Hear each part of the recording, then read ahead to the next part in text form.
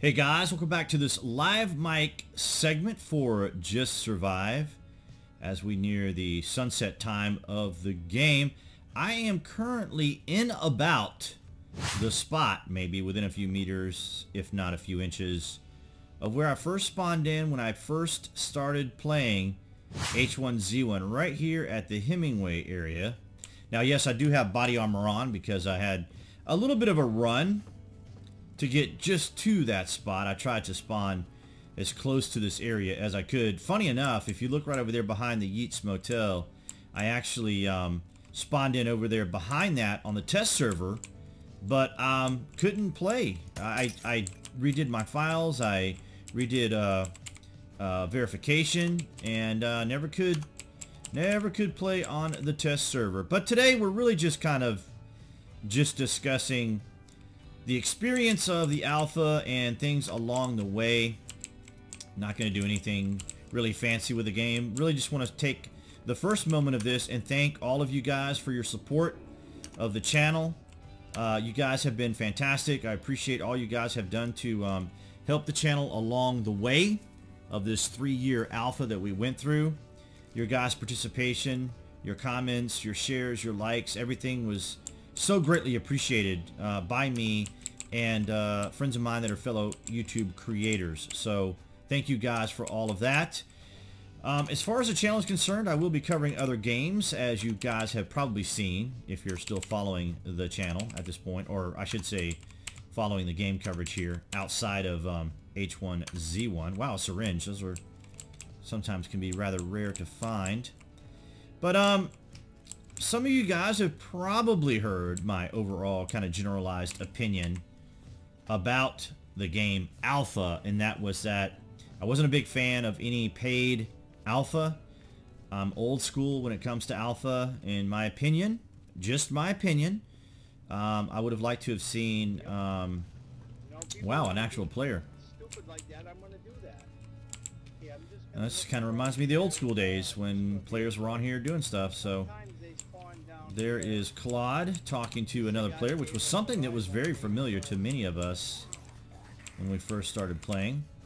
That's kind of nice to have. Oh, whoa, whoa, whoa, and here's a zombie right on me. Very indicative of the original game.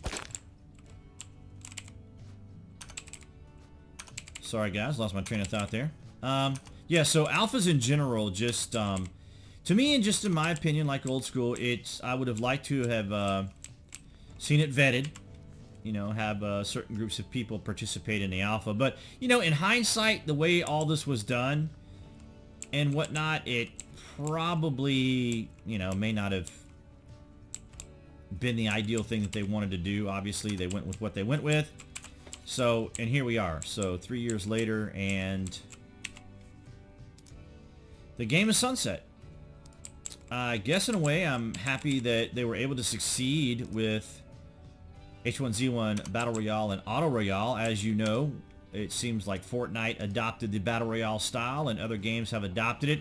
It seems really weird that both Call of Duty and Battlefield are going to adopt this method too, or going to have a Battle Royale in their game.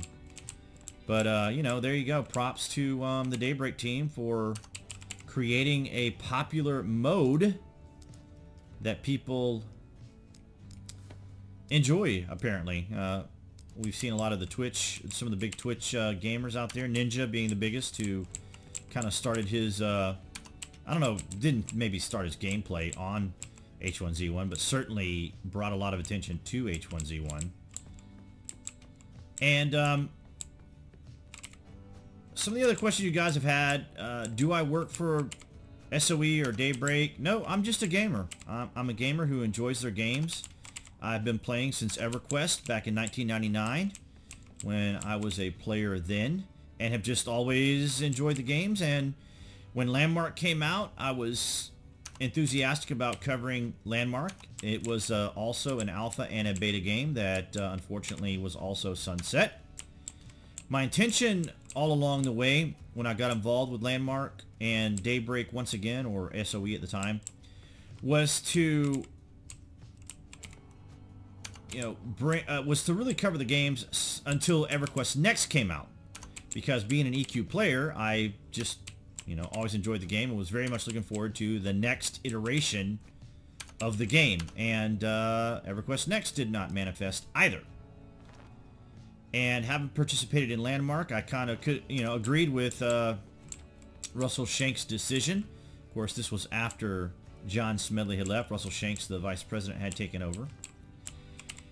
And speaking of John Smedley, I guess one could, in hindsight, maybe say that that might have been the point where the game may have lost its steam as far as Just Survive.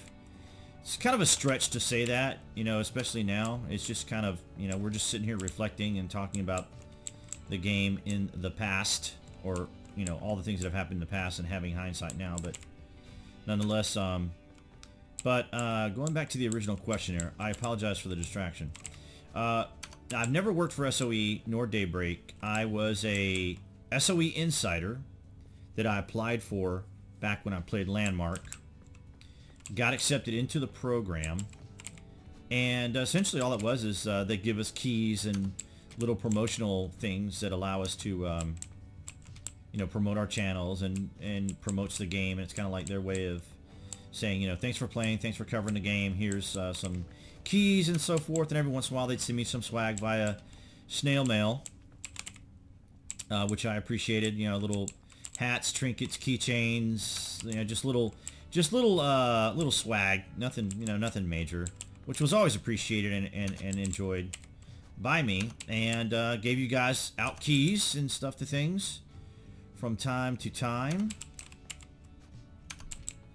So that's kind of essentially my direct involvement with the team in and of itself. I could, send a message to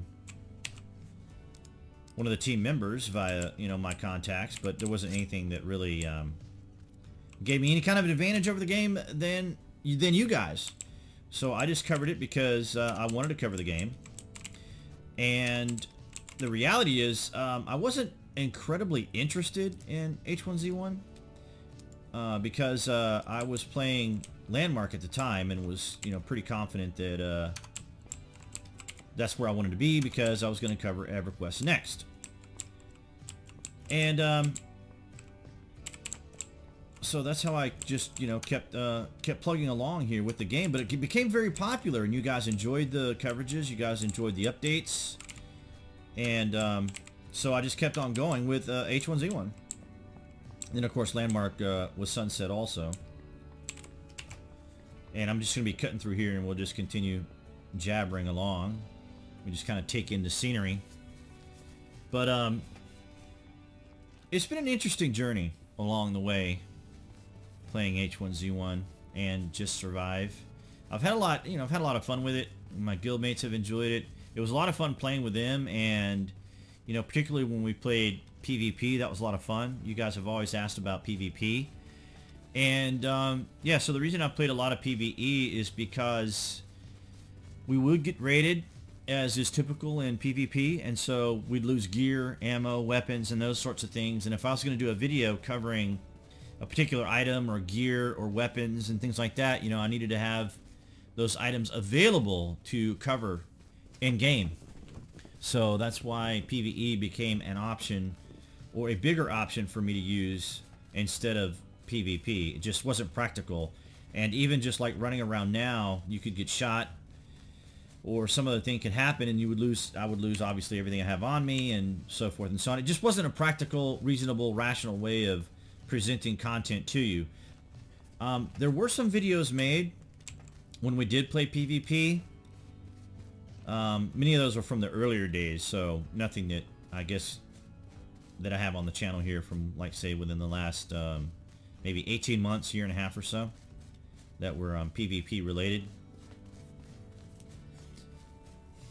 Of course, the team has done really well with H1Z1 Auto Royale and Battle Royale, so that's going to continue on and march on. I've seen a lot of you guys post about whether or not the team was going to allow for us to have white servers or private servers. That's just something that SOE has just never really done since the very, very, very beginning. So unfortunately, I would not anticipate them doing that.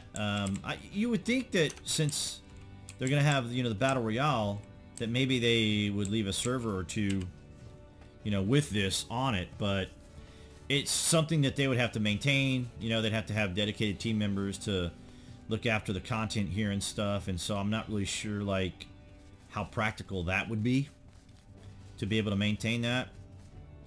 You guys have mentioned a lot about Chase Hall and what he's been up to and what he's been doing. There was an individual who made an investment into the game. I posted it in the last video. Someone commented about Chase Hall being involved with Daybreak, and so I looked it all up, and yeah, there's I guess a private investor that has invested into the game, and they're making a lot of interesting changes as it results with apps and things like that to make some of the games more interactive. I know EverQuest will have its own app, so that was kind of interesting news. I'll see if I can't find that and link it down in the published section here for you guys. But I think when I first logged into the game, it was nighttime. And of course, back then we didn't have a map. So we were kind of just running around and we were trying to find each other. When my guildmates were on here, we're trying to figure out, you know, where to go, what to do. It is kind of a little disappointing that the game is going to be sunset. I don't think anyone was too overly surprised by it. I don't think it was anything that anyone really would have wanted, but here we are. Nice backpack. Getting some decent loot here. Not that I'm going to keep any of this. I'll probably keep this character and everything here, so when we do the near sunset game, I'll have a character on here. Yeah, this is the path that I'm running right now is kind of like the path that I had done in the original game, because you guys remember they said follow power lines and this, that, and the other, and so that's kind of what I did. The stamina, thirst, all that was pretty rough back then. You guys remember it was like you run a few hundred meters and you were like thirsty or hungry or something, and we were like constantly foraging and trying to get drink. It feels kind of weird. I've not played Z1 itself in a while, so it feels kind of weird to be back here playing it. I guess I should grab some water at least, because I do have an axe, and there's another one if I needed one, to purify some water at least so the character doesn't dehydrate and die, I guess. It's kind of really kind of cool to be back in these houses too. I've been playing a lot on Badwater Canyon. Let me know in the comments down below, guys, if you are still playing, and your thoughts, your opinions on the alpha as well. Are you also planning on playing any of the Battle Royale for nostalgia purposes? Going back, and they do have the Z1 map there on the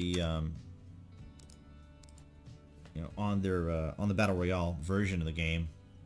Would you guys consider going and playing on there to kind of reminisce about Z1? Of course, you won't be able to loot what I'm looting here, or what we'd be able to loot as players, but nonetheless, you could still run around the map.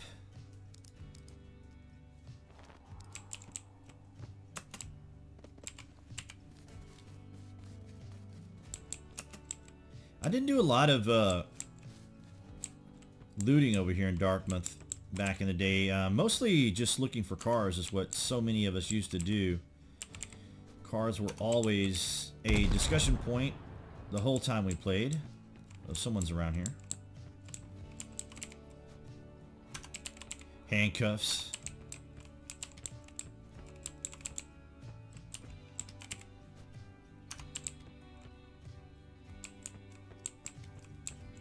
So hopefully that covered some of the questions you guys had as far as my relationship with Daybreak, why I didn't play PvP, or why I recorded most of this on PvP. I've not adjusted the gamma and stuff in settings, so it is getting a little dark for me here in the game. But that wasn't another, that was kind of a question you guys had a lot too, was I remember was it there was a subscriber that would ask me quite often about whether or not I was going to talk about how dark the game was. There was like 2 different subscribers that would talk about that quite often.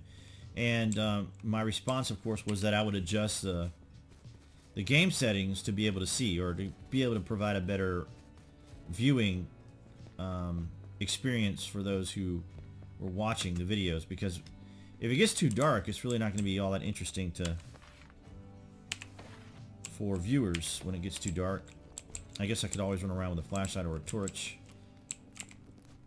But nonetheless, that was some comments that people had in reference to that, or some of the recordings.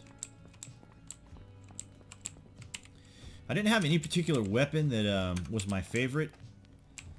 I mostly liked having like a shotgun and maybe the 1911 were kind of probably my 2 favorite combinations of weapons in the game. I wasn't much of a zombie hunter. I did think that some of the name zombies that they entered into the game. You guys remember the Donnie Darko zombie, the bunny zombie that spawned over in Ranchito? I have a video of that somewhere in the library of nearly 200 videos. And I did like the ones for the enhanced weapons. I thought that those were kind of cool. The weapons were kind of weird, and people had, you know, a little bit of issue with how funky they were. Let's get some night vision, night eye airsoft goggles. Of course, we no longer have night vision goggles in the game. I can't even remember when those were taken out. That's been quite some time. The old coveted battery that everyone was always looking for. I'll just pick one up for nostalgia. Duct tape that I don't need. I was really surprised that there were actually players on, like we heard earlier, and then that other player I heard a moment ago. Maybe they're on soaking up the last few remaining weeks of the game. The sunsets were always very beautiful on this Dark Forge engine. If you guys ever played Planetside 2, the nights and days there are really amazing and impressive as well. They were in Landmark also. I don't know if you guys have watched any of my Landmark videos, but man, that game was so beautiful. So many cool things in that video. There used to be a car that spawned here, a police car. So those rare times that I guess I would and or my guildmates would run around the entire map for hours was looking for vehicles from time to time is really what we kind of enjoyed doing, at least in the PvP aspect of it, because, or PvE aspect of it, because that was pretty much kind of like quest-like in its reward and its goal orientation. So that was kind of fun.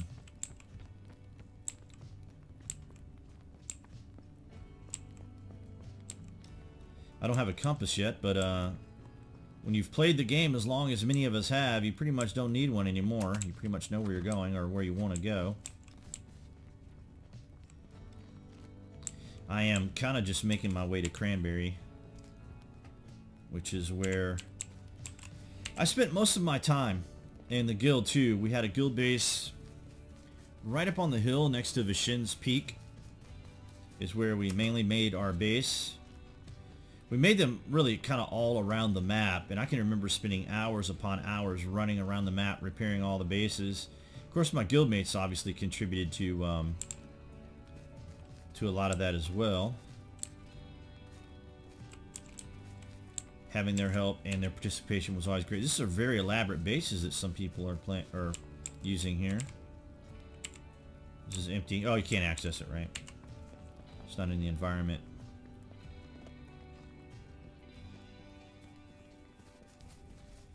So no revert, as you can see.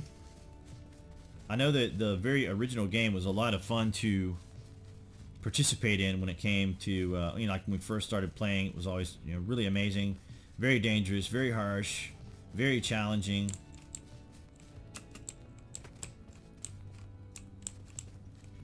Lots of good tools here. I've not found a shotgun or any. Oh, there we go. Fire axe. Those are awesome. That was one of the reasons why I would make trips to Pleasant Valley was to get the axes, the shotgun, and seeds. Was really the only time I really spent a lot of time heading over to Cranberry, or I'm sorry, to Pleasant Valley. That's a pretty cool base.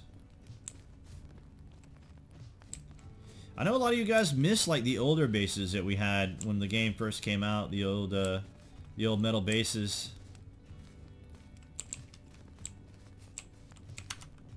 Did you guys ever look around the boxes? Did you ever just like run your character around here and just tear these boxes up for loot and stuff? I would from time to time. Just knock the boxes, get the wood, loot. You got some very tall bases here. But I have to admit, I probably will miss the game.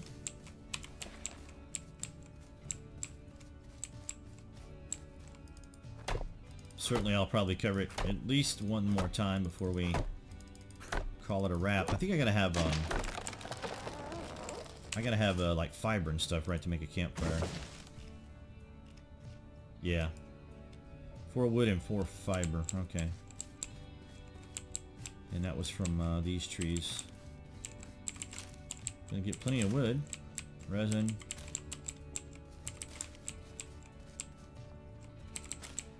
Fiber.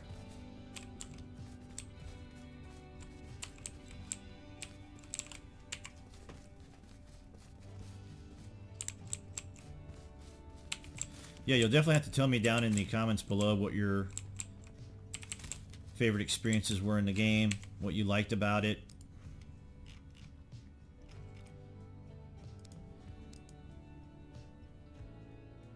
What were some of your fondest memories of the game? And are you still playing? Are you going to play it through to the end of these last few weeks? I'm not sure why I was having trouble with the test server. I might have to like delete the user options INI and then just do another file check maybe and see if I can get on the test server where I have more items and a base or partial base made over there. The old flares, man, people used to use those all the time, put them everywhere.